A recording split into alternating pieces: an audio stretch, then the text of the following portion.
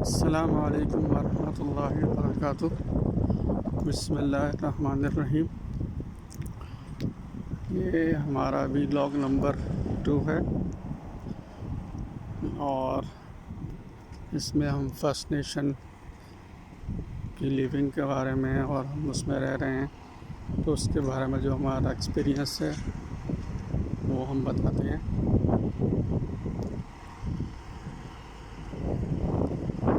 और इस वक्त मैं अपने ऑफिस से घर की तरफ जा रहा हूँ। तो जैसा कि मैंने कहा कि ये बहुत छोटी सी पॉपुलेशन है, छोटा सा टाउन है, तो यहाँ पर तकरीबन हर चीज़ जो है बहुत करीब करीब है। तो मेरे ऑफिस से घर तक का जो डिस्टेंस है वो जस्ट 10 मिनट्स वॉक है। गाड़ी पे अगर आते हैं तो हार्डली 2 मिनट्स लगते हैं। तो मैं प्रेफर करता हूँ कि वॉकिंग के थ्रू वॉक कर लूँ, तो उससे मैं ये कि हेल्थ के लिहाज से भी वो बेनिफिशियल है। तो खैर मैं अभी ऑफिस से घर जा रहा हूँ लंच करने के लिए, और ये सारे रास्ते की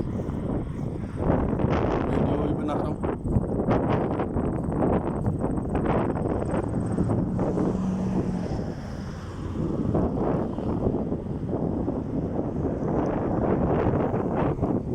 अच्छा, ये जैसा कि मैंने कहा था कि फर्स्ट नेशन के जो लोग हैं बेसिकली किसी ज़माने में रेड इंडियंस के नाम से जाने जाते थे, और जिस तरह के हमने फिल्मों वगैरह में देखा था अपने बचपन में, तो वो बड़ा उनके बारे में जो तरह का इमेज होता है, तो अब ऐसा नहीं है। अब ये लोग बहुत डेवलप हो चुके हैं, और मतलब जिस तरह एक आम सिविलाइज्ड कौमें होती हैं उसी तरह का इनका रहना सहना है। कभी कभी इनके जो ट्रेडिशनल त्यौहार होते हैं उसमें वो अपनी ड्रेसिंग पर वो सब चीज़ें करते हैं, लेकिन आम तौर पे जो इनकी जो भी डीलिंग्स हैं, जो भी इनका कल्चर है, वो अब तकरीबन सब चेंज हो चुका है। तो अब वो जस्ट लाइक जो सिविलाइज्ड नेशन होती हैं उन्हीं की तरह का इनका सारा पहनना ओढ़ना, और इंग्लिश लैंग्वेज यूज़ होती है यहाँ पे थ्रू आउट। तो किसी किस्म की कम्युनिकेशन वगैरह के अंदर कोई डिफ़िकल्टी नहीं होती। इनकी अपनी जो लैंग्वेज है वो क्री कहलाती है, लेकिन जो अब इनकी न्यू जनरेशन है उसको तो उसके बारे में कोई मालूमात भी नहीं है। हालांकि ये कोशिश तो कर रहे हैं कि वो जो उनकी न्यू लैंग्वेज है वो ज़िंदा रहे, और स्कूल्स वगैरह के अंदर उसको कंपलसरी है। रोज़मर्रा के इस्तेमाल में जो लैंग्वेज यूज़ होती है वो इंग्लिश ही है, तो ये लोग इंग्लिश ही में कम्युनिकेशन करते हैं। तो उसमें ज़ाहिर बात है फिर हम जैसे लोगों को जो लोग बाहर से आते हैं कोई आसानी रहती है, किसी किस्म की परेशानी नहीं होती। अभी देखिए इस वक्त जो है मौसम जैसा कि मैंने कहा यहाँ पे चेंज होता रहता है। कल जो था वो वेदर सारा दिन रेन रही, और इस वक्त भरपूर सनलाइट है, और बड़ी अच्छी सी जो है वो ठंडा ठंडा सा, यानी कि ना ठंडा है ना गर्म है, बहुत मोतदिल बैलेंस्ड वेदर है इस वक्त। जैसा कि मैंने बताया था कि हम लोग यहाँ पर आए थे फर्स्ट नेशन के टाउन, फर्स्ट नेशन के एरिया में।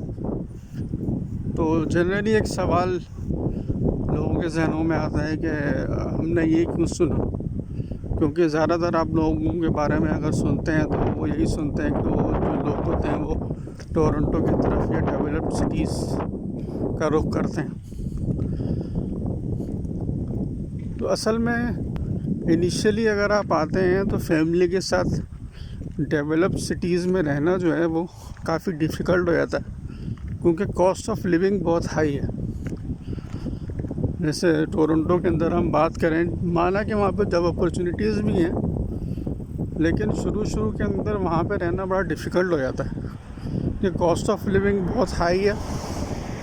और शुरू में जो जॉब्स वगैरह होती हैं वो बड़ी ऑड्स किस्म की करनी पड़ती हैं, तो उसमें कोई इतनी अर्निंग भी नहीं होती, बस आदमी अपना गुजारा करता है, तो फिर उसमें बड़ा मुश्किल हो जाता है इस किस्म की डेवलप्ड सिटीज़ में रहना। तो उसमें लोग मुख्तलिफ ऑप्शंस पे ज़रा पता जिसकी जिस तरह की अपॉर्चुनिटी मिलती है वो वैसे ही फिर अपना डिसीजन लेता है कि कैसे रहना है। लेकिन हमारा एक्सपीरियंस ये रहा है कि अगर थोड़ा सा आदमी मेन सिटीज़ से दूर रह के शुरू में इनिशियल स्टेजेस में रहे तो वो ज़्यादा फ़ायदेमंद होता है, क्योंकि उसमें कॉस्ट ऑफ लिविंग बहुत जो होती है वो बहुत कम होती है। और उसमें क्योंकि इनका जो कनाडा का जो सिस्टम है उसमें आप कितने भी एक्सपीरियंस हो, कितनी भी एजुकेशन आप बाहर से लेकर आए हो, जब तक आप इनके यहाँ आकर ट्रेनिंग वगैरह नहीं लेंगे इनके सिस्टम से, तो इनके सिस्टम्स की नॉलेज आपके पास नहीं होगी तो जॉब्स का लेना बहुत मुश्किल होता है। तो इसलिए रिकमेंड, तो अगर आप किसी छोटे एरिया के अंदर आते हैं, मतलब जो इतने ज़्यादा बड़े सिटीज़ नहीं है, छोटा सिटी है, उसमें रह के आप ट्रेनिंग वगैरह लें और एजुकेशन वगैरह अपनी अपग्रेड करें, तो उसके बाद फिर आप जॉब्स अपॉर्चुनिटीज़ के लिए हंट करें बड़े सिटीज़ के अंदर, तो वो बहुत जो है वो फीसिबल रहता है। उसमें ये होता है कि आपकी जो वो टाइम जिसमें आप इतने ज़्यादा अर्न नहीं कर रहे होते, तो उसमें आप इजीली वो चीज़ें अपनी मैनेज कर लेते हैं। लेकिन बहरहाल ये हर एक का एक्सपीरियंस डिफरेंट होता है, हर एक की अपनी एक स्टोरी होती है। तो ये तो जब आप यहाँ पर आते हैं तो उसी के हिसाब से डिसीजन लेना पड़ता है, कोई फ़िक्स रूल नहीं है। लेकिन अक्सरियत ये होती है कि वो टोरंटो का रुख करती है, क्योंकि टोरंटो में बहरहाल जॉब अपॉर्चुनिटीज़ ज़्यादा होती हैं, ख़ास तौर पर जैसे स्टूडेंट्स आते हैं, सिंगल्स आते हैं, तो उनके लिए आसान होता है कि वो किसी भी तरह मैनेज कर लेते हैं, क्योंकि आदमी सिंगल होता है तो फिर उसको मैनेज करना आसान होता है। लेकिन जब आप फैमिली के साथ होते हैं तो मैनेज करना काफ़ी जो है डिफ़िकल्ट होता है।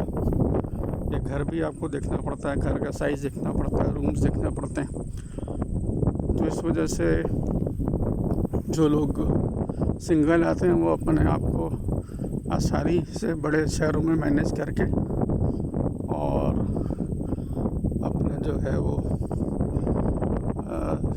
जो रिक्वायर्ड लेवल होता है उस पर आ जाते हैं। लेकिन फैमिलीज़ के लिए जो है वो बिग सिटीज़ में डिफ़िकल्ट हो जाता है, क्योंकि रेंट बहुत एक्सपेंसिव होता है।